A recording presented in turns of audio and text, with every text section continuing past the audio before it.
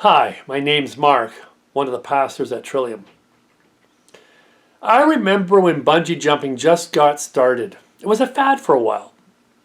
Today it's become a niche activity, and there's some spectacular jumps out there.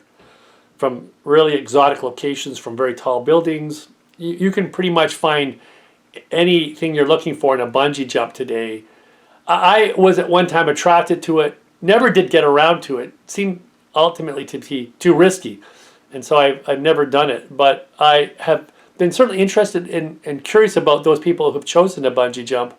And my understanding is that part of the attraction of bungee jumping is you're jumping, in a sense, into the face of death.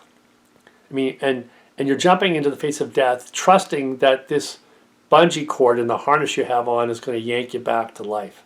So there's something profound and intoxicating about that experience. And I think bungee jumping is a very powerful metaphor for life.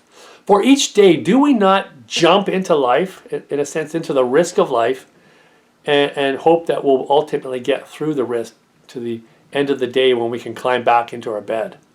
We get up in the morning and we go to the bathroom and we don't think about the kind of risk we're engaging in that moment. The bathroom is the most dangerous room in our home. More people are injured or who die in their bathrooms than any other room in the house. And when we climb into the bathtub to have a shower, it's a risky thing to do, actually. We need a little bungee cord around us that's going to yank us back if we slip and fall in the bathtub. Something that's going to yank us back from hurting ourselves. We have our shower, we go have our breakfast, we get into our vehicles, and we go out driving, not really thinking about the kind of risks involved in driving. We're hurtling ourselves at high speeds with lots of metal around us, and in a split second we could have our lives forever altered. I know people who have had serious car accidents. It's changed their life radically so, and it's all done in a split second.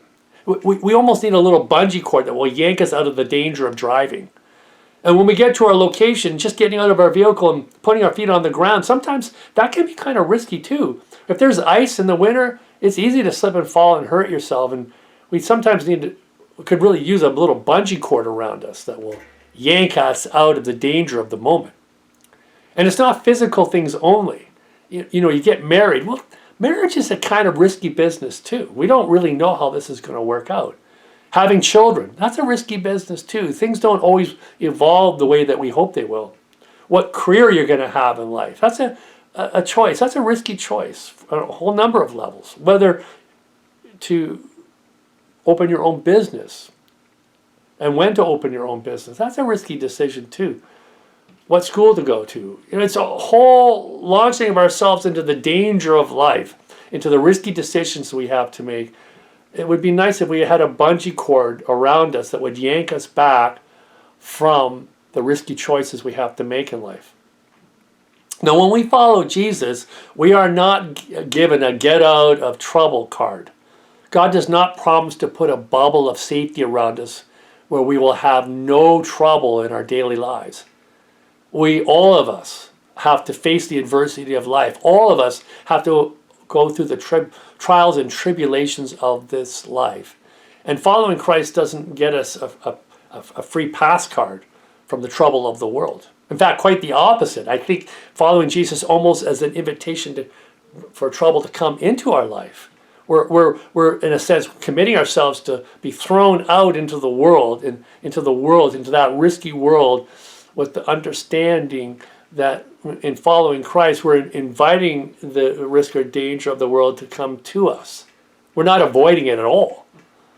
And the question is, well, then what is it that we have to rely on? Is there something that's given to us? Are we given a gift that will get us through the trials and tribulations, the trouble of the world? And the answer is yes, we do get a special gift. God puts the harness of his love around us. God's perfect love surrounds us. That bond of perfect love attaches us back to God in a powerful way. This bond, this cord of love will not protect us from the trials and tribulations of the world, but it will see us through to the other side of them. There's a promise that's been given to us by God that nothing in this world, no trial, no tribulation, no power, no principality, no spiritual or physical thing can ultimately obstruct God's love for us. That is, God puts a bungee cord of love, an attachment of love to us that will see us through all the troubles and the trials and tribulations of this life to the other side, whatever it might be. God did that with Jesus. Jesus threw himself boldly into the life and the trials and the tribulations, the trouble of the world. And God's love, that bungee cord of love, saw him through to the other side, raised him out of death to new life, and now has established him on the throne of heaven. And now Christ's love for us, that bungee cord of God's love, which has been vindicated in his life, is given to us as a gift. And it will see us through to the other side, whatever it might be. There's this wonderful picture of Jesus bungee jumping into the world. I think that's such an amazing picture. I think that's what we're called to ourselves.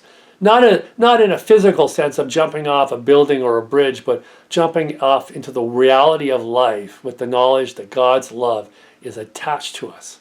And because God's love is with us, we need not fear, for we are not alone.